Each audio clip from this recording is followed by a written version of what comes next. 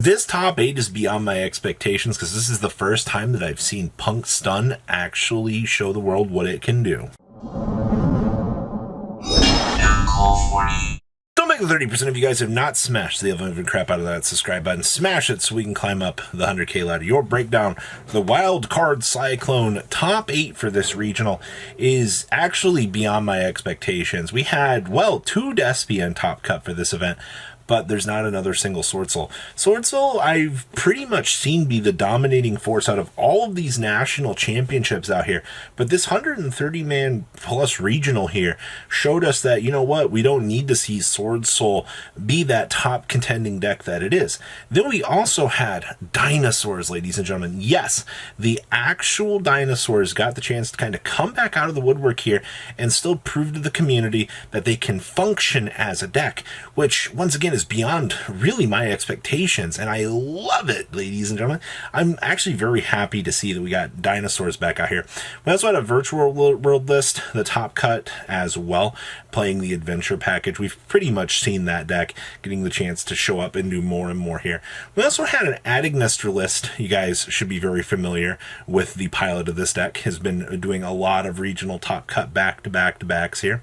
And we also had a Flunderies deck, which Flunder at this point in time has been struggling to kind of get off the ground as well, which is not really all that surprising. Like, I've kind of noticed that Flunder's also been struggling a wee little bit here to do its job, but outside of that, that's wait, we got the most important thing here. There was a Punk Stun deck in top cut here, or at least we're classifying it as Punk Stun. And when you get the chance to take a look at the list here in a second, you're actually going to take a look at this and you're going to go, what in the world is this? This is by far one of the coolest innovations that I have seen in months in this game. All right, and I will say, ladies and gentlemen, when you get the chance to see cool creative things like this deck, it's really going to catch you off guard. Let's pass it over for this top deck list. First, we're going to be looking at here is our Despia list, winning the regional here from Andrew Ma. Congratulations on running it back home here. But in terms of your developments for the format, 46 cards, not bad. We are playing triple Lore Darkness in here, but with only 1 McCourier, which is fine. I think at the end of the day, you're not going to go too crazy ham in terms of your option trees with this, and honestly, you've already extended out your deck to 46 cards, depending on, you know, what options that you feel are going to be more important to you as a player. So, all right, no real big issue there. Triple branded opening, the 1 branded lost, which is pretty normal at this point. Triple board breaker here. Triple token collector, which probably got literally 0 hang time for this event as well, which is kind of scary at the end of the day. Outside of that, I do not see anything else in here. I guess it's really 2 left field, unless you really want to count this Dramaturgia here as something a little bit more out of left field, because you might be able to.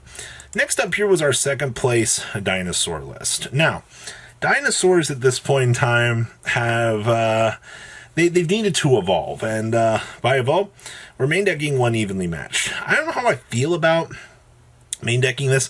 I do think, though, that actually main decking this does make it across our designator target, which is kind of hilarious. One of the things that dinosaurs do struggle with is those big, you know, board-breaking moments. And as you will see down here, yes, we are also able to do the Ultimaya Tzolk'in FTK, because we do have, you know, the Machu Mech in here. So what you're kind of taking into consideration here is 2 things. One, you can basically turn the tables on your opponent and do an FTK. And on the other hand here, you've got board breakers and things that you can basically pull out any real situation here to kind of capitalize and maintain the flow of the game. And that's actually the thing I like most about this deck here is, even though it looks massively weird on paper, it still maintains some sort of, I would say, interesting flow about it.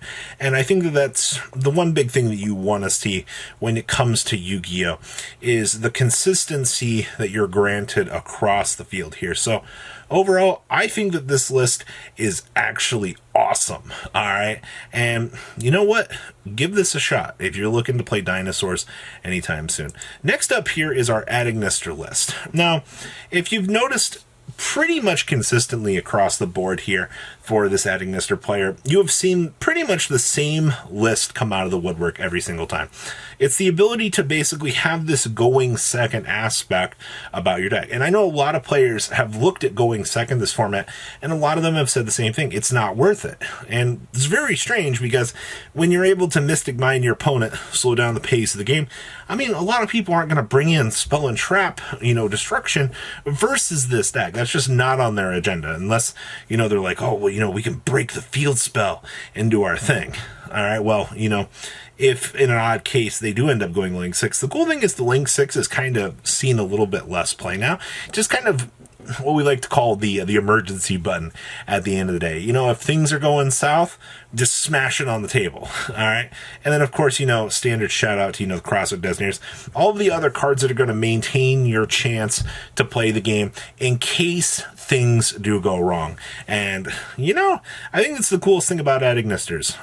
No matter how players might look at this and just, top it up to a random, offbeat chance, I do think it is pretty cool to see that at least Bosch has had a good, consistent track record out here with this. So you got to love consistent results.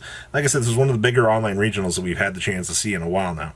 Next up here is our based deck, basically, our Punk Adventure. Now, remember, Punk Adventure has basically been replaced in the former neutrality of based. Unfortunately, your Rose Dragon package has taken a little bit of a backseat right now after certain limitations. I think Konami did foresee what we were going to possibly do with this here, and I think that this was a pretty good preemptive check to this.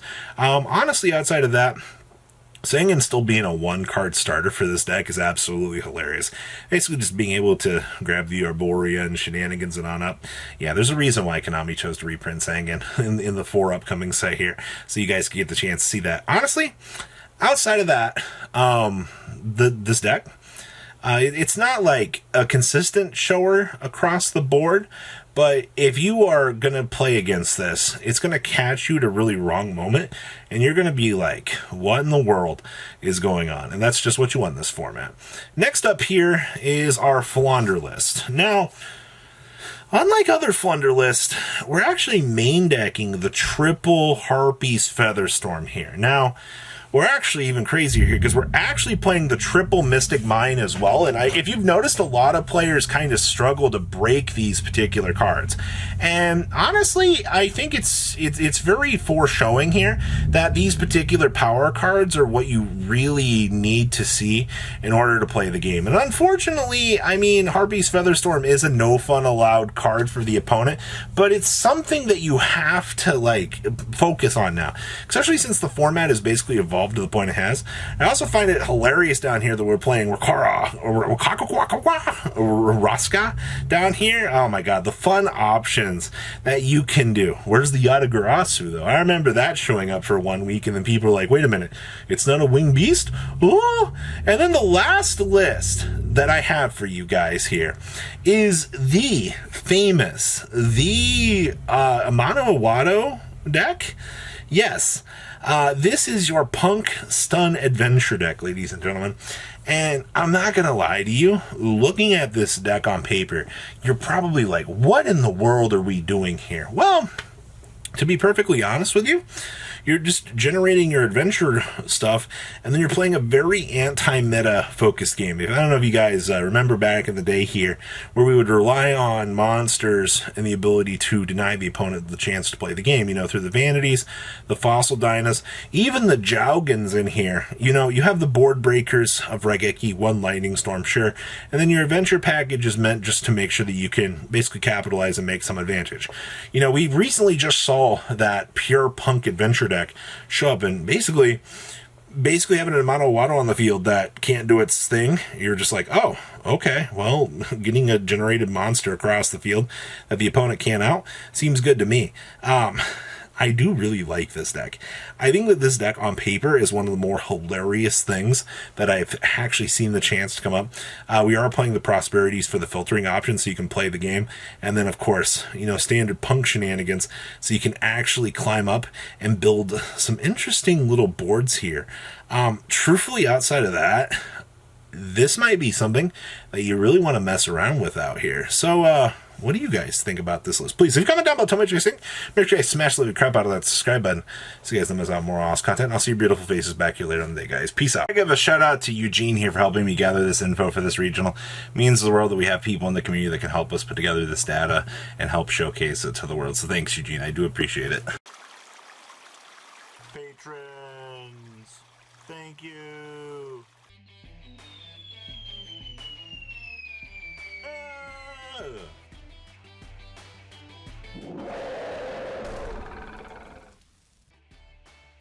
Thank you so much for watching. Check out these other videos.